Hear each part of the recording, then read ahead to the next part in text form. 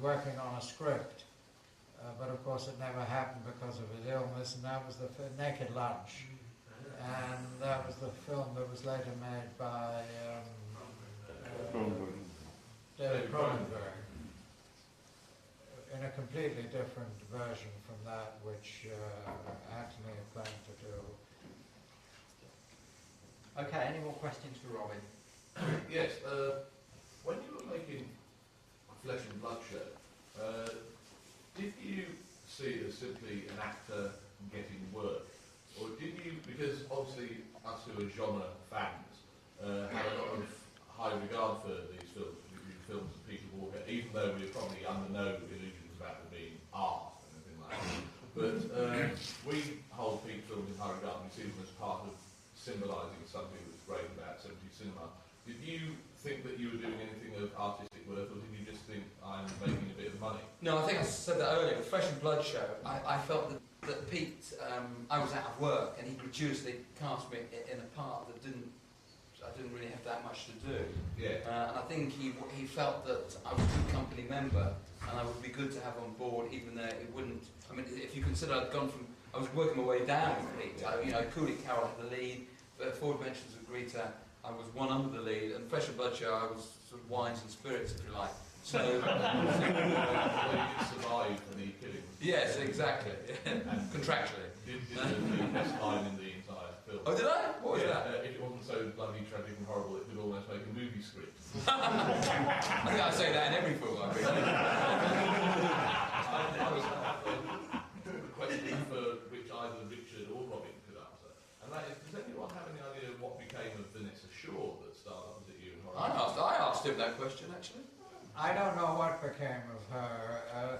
She was also a client of Hazel Malone, who was also Robin's agent at the time.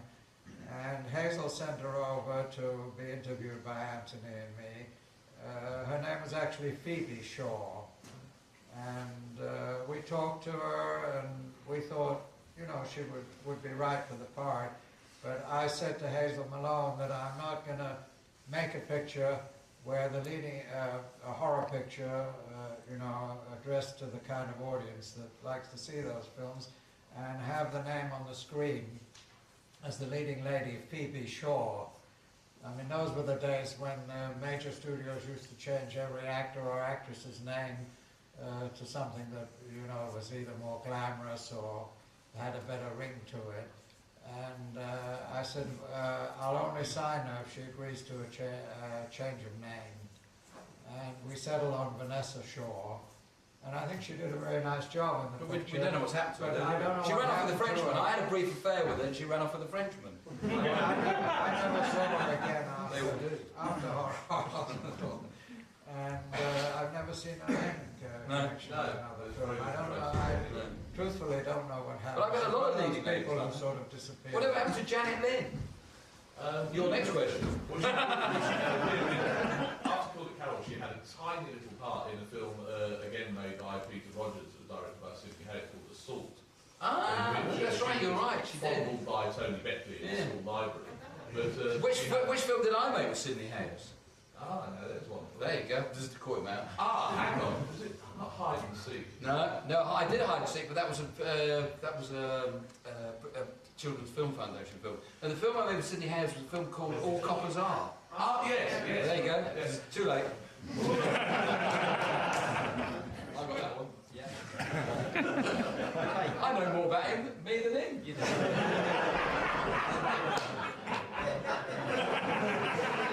Hurry up, the pill's wearing off.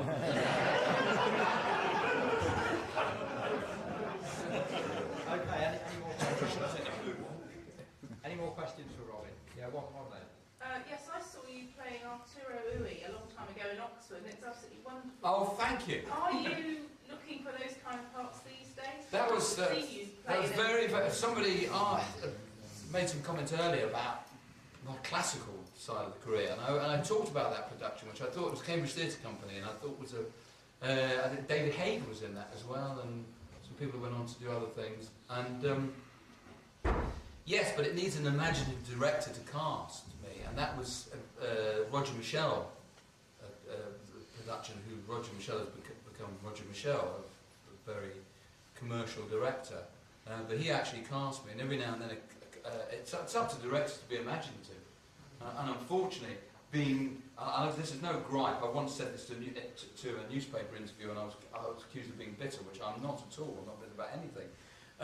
But I was definitely stigmatised by my success in the 70s. And had it been happening now, everything would have been very, very different. For instance, I was not ever considered for any advertising or anything because I was considered a bit of a bandit, really. So it was a joy to do a production like that, which I've been trained for. Well, I'm glad you saw that. I enjoyed that. Yeah. Robin, to continue talking about your stage work, that's been largely where you've concentrated your career over the past 20 years or so. I saw you myself in Run for Your Life, which you appeared in with a great cast, Britt Eklund, Eric Sykes, Ian Lavender, fantastic production to the tour of the UK. Is that your real look now with theatre? No, not particularly. What happened was, with the success of the Confession films, I wondered what on earth I should do, because I wasn't doing the work that I really wanted. So I went to Colombia and I said, where are these films successful? And we've got a map of the world out, like New Zealand, Australia, Rhodesia, and I was very big with the pygmies. They looked up to me. And I formed a company called the Comedy Company, wrote loads of nonsense and toured the world with these shows, one of which was called Further Confessions of a Window Cleaner. Yeah. So that's how I think Val Guest directed it. He directed it, exactly, yeah. I saw it. Yeah, you saw it, there you go. It's glass, it's still in the glass. So was that still tipping cigar ash? Very much so. Very much so. It actually become a pint there. Oh, right. Yeah. Yeah. Now, you live in Gozo, Correct. I believe, which is a place that you visited in the 70s, am I right? No, the first person that ever to take me to Gozo was Tony Scott, the Right. director Tony Scott. And we were filming a Thompson Sky Tours commercial in 1969. Right. And I had to snog lots of girls and drive a beach buggy and do that. Thompson Sky Tours. So that's how I first went to Gozo. And somebody took me afterwards. It was very grown up. I was taken to the other island, and they said, "Oh, you like Malta?" Which I didn't particularly. They said, "Come and see this other island." And something happened there, and I've been wherever I've gone in the world, I've always gone back there. Yeah. You returned to horror movies in the year 2000 with a low-budget British production called The Asylum. Correct. What do you want to say about that? I want to say that there was an actor on it who, and I feel very sorry, I'm not being Touretteist, but there was an actor with Tourette's syndrome on that, which I've never ever, and it is extraordinary. And it's a communal, it really is. It's just somebody who wants to go, oh, fuck, shit, fuck, I hate being fucking here, you asshole, fucking. And where do you want me to stand? Over here. And it was a real education, I tell you. And that was filmed in a lunatic asylum, the one in Croydon, which is now flat. And they're not stupid, are they, now? But in any case, I remember driving back in the car one day, boiling hot, and I'm stuck with the Tourette's guy in this hot fucking car. And he's on one, he's like, I thought, right. So I went ballistic. And all this, and he never ever said another word. Anyway, that's all I can say about Asylum. I don't know. I was talking to you about it earlier. How do they decide where lottery money goes? I just do not know.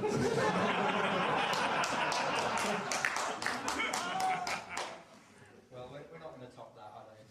Robin Askwith, it's been a pleasure speaking to you. Really Delightful to see you here in Manchester. I hope you're enjoying the festival. I am, very much. You're going to be around tomorrow, I understand, as well. Until 6 o'clock. Okay, so anyone, we're going to be doing signatures and so on now in the green room, but anyone who doesn't get a chance to meet Robin and speak to him tonight, you'll have plenty of opportunity at the film fair tomorrow. And I'll be on a pink pill tomorrow.